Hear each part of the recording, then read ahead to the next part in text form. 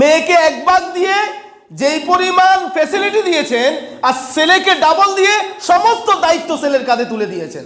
ঠিক, ইসলাম মেয়েদেরকে যে সম্পদ দিছে, ছেলেদেরকে 2 ভাগ, মেয়েদেরকে 1 ভাগ।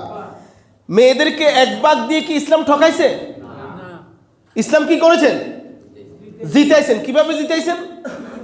এই মেয়ে যতদিন পর্যন্ত পিতার কাছে থাকে, মেয়ের ভরণ পোষণের দায়িত্ব কার? পিতা। আর পিতা যদি মারা যায় কার? বড় ভাই বা যারা ভাই আছে তাদের।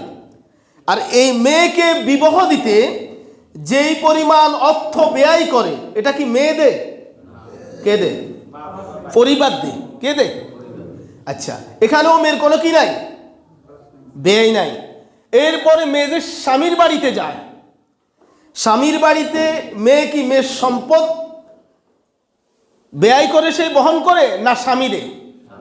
কে দেয়? স্বামী দেয়। স্বামী যদি না থাকে ছেলে দেয়। ঠিক তো? ওখানে স্বামীর বাড়িতেও স্বামীর থেকে একটা অংশ পায়, পায় না?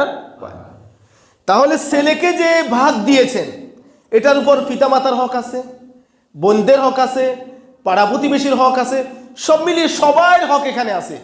আমাদের দেশে হোক বাইরেও কিছু সুশীল আছে, বলে ইসলাম বেইনসাফি করছে, ইসলাম ছেলেকে ডাবল দিছে, মেয়েকে তার অর্ধেক দিছে। এখন আপনি বলেন, ইসলাম কি মেয়েকে ডাবল দিছে না ছেলেকে ডাবল দিছে?